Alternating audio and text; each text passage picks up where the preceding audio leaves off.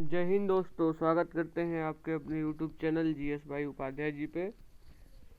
मैं आज आया हूँ फिर एक नया टॉपिक लेके, जो ये मुग़ल साम्राज्य से संबंधित है।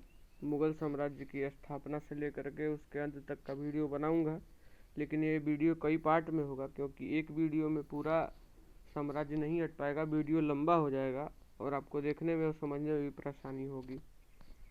तो इसलिए आपकी सहायता के लिए मैं लाया हूँ, एक छोटे छोटे पार्ट में आपके लिए वीडियो बनाऊंगा और ये वीडियो काफ़ी हेल्पफुल रहेगी। तो आइए जानते हैं मुग़ल साम्राज्य। सबसे पहले हम लोग ये जान लेते हैं कि मुग़ल थे कौन।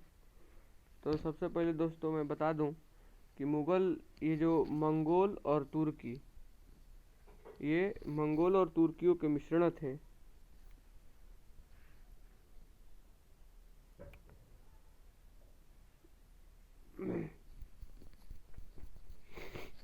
मंगोल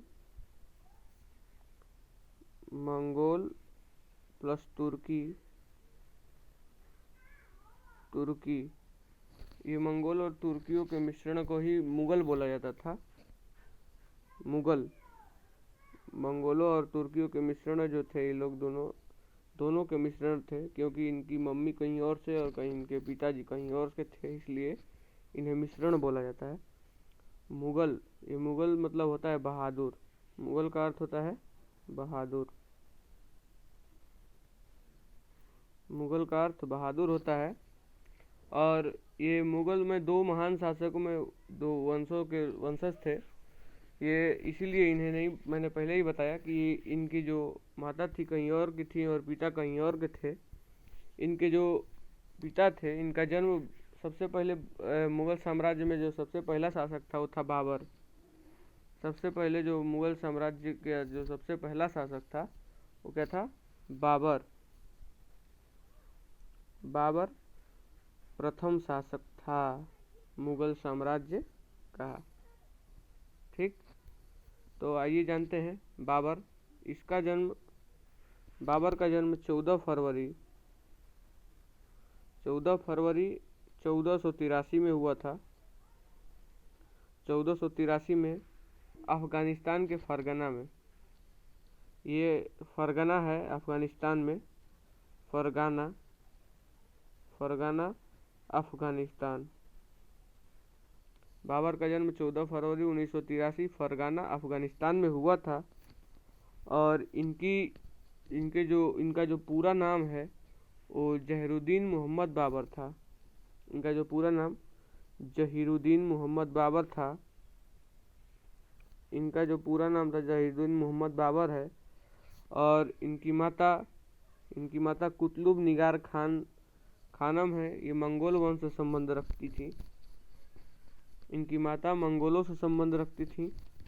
और ये इनके जो पिता थे उमर शेख मिर्ज़ा, ये चगताई तुर्क थे।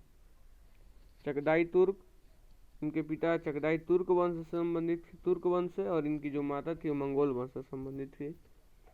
और इनके जो समकालीन थे, ये इनके मुगलिया वंश या तिमूरी वंश, इन्होंने मुगलिया वंश या तिमूरी वंश की स्थापना की। और इनके समकालीन जो थे वो विजयनगर साम्राज्य में कृष्णदेवराय थे। अकबर ने कहा भी है कि मैं जब भारत आया था तो यहाँ सबसे जो महान शासक थे वो विजयनगर शासक कृष्णदेवराय ही थे।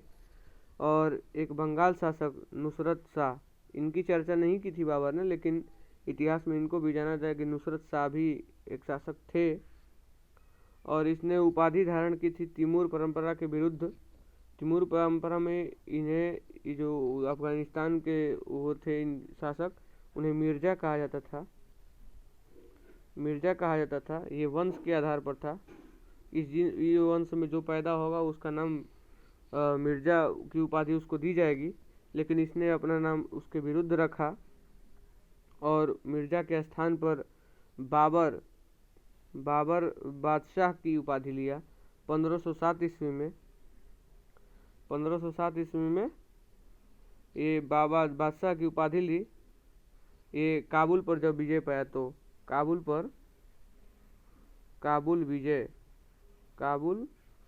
विजय और साथी में बादशाह की उपाधि, जब जीता तो बादशाह की उपाधि लिया।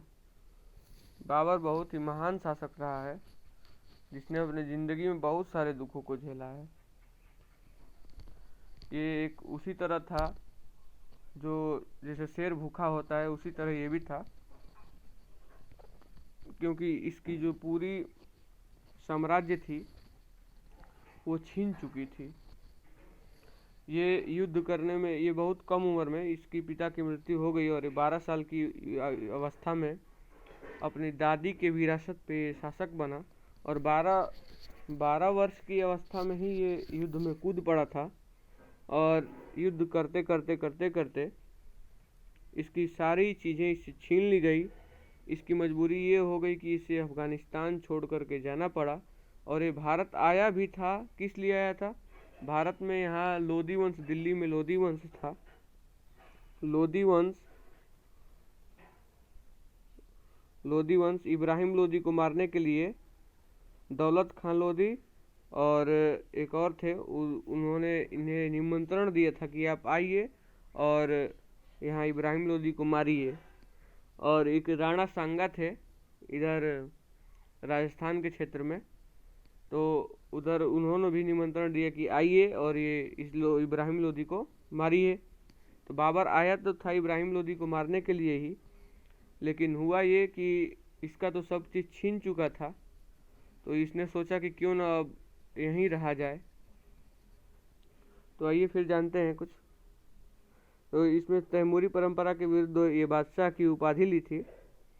इसमें काबुल विजय के उपरांत धारण किया था और 1527 ईस्वी में खानवा के युद्ध के पश्चात प्रथम मुगल शासक गाजी की उपाधि धारण की। इन्हें 1527 ईस्वी में गाजी की भी उपाधि धारण की थी। खानवा के युद्ध, जब खानवा जीत लिया था तब, खानवा फतेहपुर सिकरी के पास में है, वहाँ से 10 मील दूर है।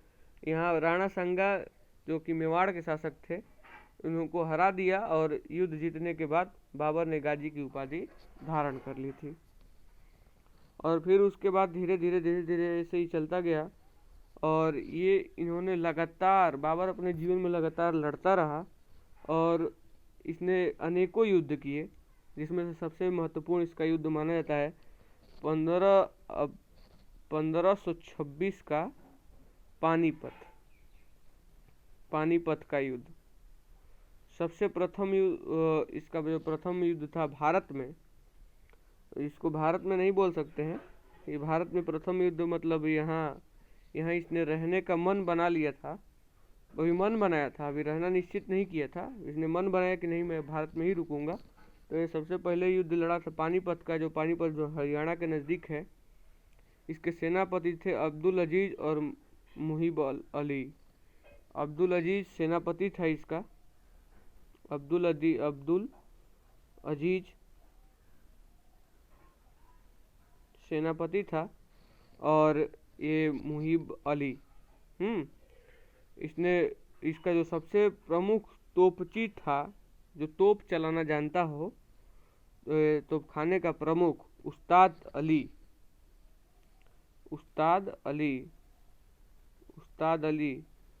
तोपची। ये युद्ध तोपों का एकदम माहिर था तोप चलाने में। इसने बाबर इब्राहिम लोधी को हराकर भारत में मुगल साम्राज्य की स्थापना की थी। इब्राहिम लोधी को इसने 1526 ईस्वी के पानीपत के युद्ध में इब्राहिम लोधी को हरा दिया। इब्राहिम लोधी को हरा दिया और इतिहास काल में दिल्ली सल्तनत में युद्ध के मैदान में मारा जाने वाला शासक इब्राहिम लोधी ही था। तो इसने प्रथम बार युद्ध में तोपखाने का प्रथम बार इसने युद्ध उपयोग किया था इब्राहिम लोधी को मारने के लिए, तुगलमा नीति के तहत। और तुगलमा नीति में तोपों के द्वारा कैसे तोप को सजानी है, इसकी चर्चा की गई थी। ये तोपों की सजाने की एक उस्मानिया पद्धति भी थी, 2 गाड़ियों के बीच तोप रखना, और अब इधर गाड़ी और बीच में तोप, इसका प्रयोग किया। और युद्ध जीतने के बाद बाबर ने सरदारों की उचित पुरस्कार दिए और हुमायूं ने बाबर को कोहिनूर हीरा दिया।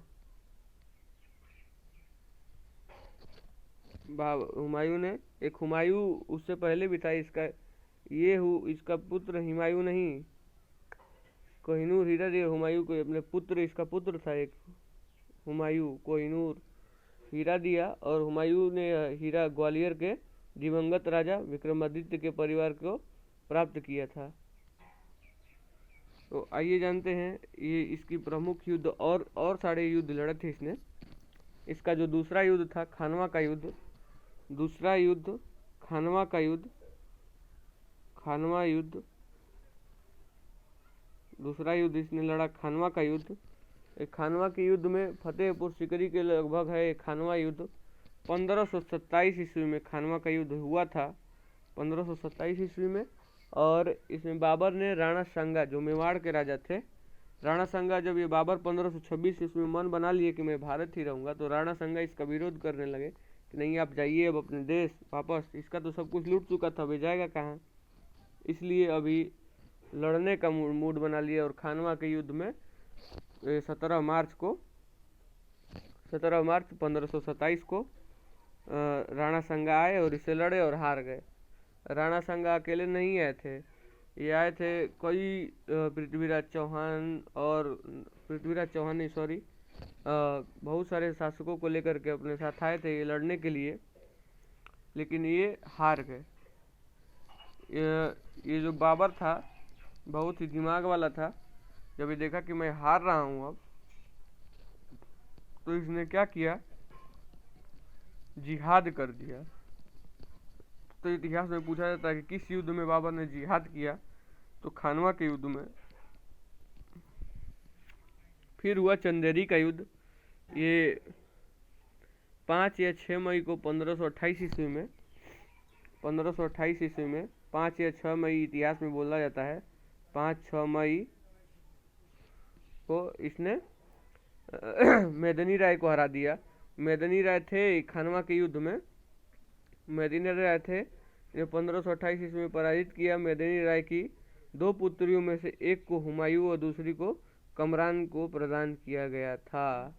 तो दोस्तों इनके 2 पुत्र भी थे हुमायूं के, 2 ही नहीं थे इसके पुत्र, इसके पुत्र थे ये हुमायूं, बाबर के बाद क्या थे हुमायूं, हुमायूं का लड़का अकबर, अकबर का लड़का हुमायूं तो प्रमुख था, इसके लड़के तो ऐसे थे एक था ये नसीरुद्दीन मोहम्मद हुमायूं, कमरान, अस्करी, हिंदाल, ये अलग अलग माताओं के पुत्र थे, इसलिए ज़्यादा इसका झुकाव जो था वो नसीरुद्दीन मोहम्मद हुमायूं के तरफ ही था। तो एक हुमायूं को इन्होंने जीता और ये इनकी 2 पुत्रियां जो थी मेदिनी राय के, एक हुमायूं को दिया और दूसरी कमरान को प्रदान कर दिया। और ये बाबर का उत्तराधिकारी जो बना था हुमायूं ही बना था, इसलिए इतिहास में हुमायूं का ही पढ़ाया जाता है, बाकी किसी और चीज़ का नहीं पढ़ाया जाता है। तो चंदेरी के युद्ध में किसे हराया था, मेदिनी राय को। फिर घाघरा का युद्ध हुआ 15 अप्रैल 1529 ईस्वी में, ये चौथा युद्ध अपने जीवन का लड़ा बाबर। उससे पहले उधर अपने देश में तो कई लड़ा, लेकिन भारत में इसका चौथा युद्ध जो था घाघरा का युद्ध 5 अप्रैल 1527 ईस्वी, घाघरा का युद्ध, घाघरा 5 अप्रैल 1527, 5 अप्रैल 1529, 1529 में इसने लड़ा था ये यहाँ का युद्ध, घाघरा का युद्ध। इस युद्ध में बाबर ने घाघरा के तट, घाघरा जो है घाघरा नदी है बिहार में, ये अफगानों को पराजित किया था। यह बाबर द्वारा लड़ा गया अंतिम युद्ध था। मध्यकालीन इतिहास में घाघरा का युद्ध प्रथम था, जो कि थल व जल दोनों स्थलों पर लड़ा गया था। तो आपसे पूछा जाएगा कि घाघरा का युद्ध, तो घाघरा का युद्ध जो था ये जल और थल दोनों में लड़ा गया था। और इस प्रकार बाबर ने बहुत सारी वो युद्ध किए और फाइनली ये 1530 में मर गया, 1530 में मर गया। युद्ध इसका जीवन का प्रमुख लक्ष्य यही रहा है कि बहुत कठिनाइयों से जूझा है जो लड़का 12-14 वर्ष की अवस्था में युद्ध लड़ता रहेगा वो अपने जीवन के अंतिम काल में मात्र 4-5 साल में बाबर आया, और बाबर 4 ही साल शासन कर सका था, और इसकी इतनी हालत ख़राब हो गई कि ये मर गया। और फिर बाद में इसका जो उत्तराधिकारी हुमायूं था वो अब शासन करने लगा। तो ये जो मुग़ल साम्राज्य का काल रहा है वो 1526 से 1857 तक था, और इसमें कितने आए और कितने गए, जिसमें से बाबर का शासनकाल 1526 से 30 तक ही था। तो ये बाबर का था, और बाबर की जीवनी मैंने जो बता दी, ये उपनाम जो भी थे। और अब मुझे आई होप कि आपको ये वीडियो पसंद आई हो और आपके लिए काफ़ी हेल्पफुल रहेगी। तो बाबर मैंने समझा दिया था, मुग़ल साम्राज्य के बाबर को समझा दिया, और मैं अगला लाऊंगा लेकर के वीडियो ये हुमायूं लेकर के आऊँगा। फिर उसके बाद मैं आपको बताऊंगा कि मुग़ल वंश का ध्वज कैसा था, मुग़ल वंश की उपाधियाँ क्या क्या थीं। फिर मिलते हैं अगले वीडियो में। धन्यवाद।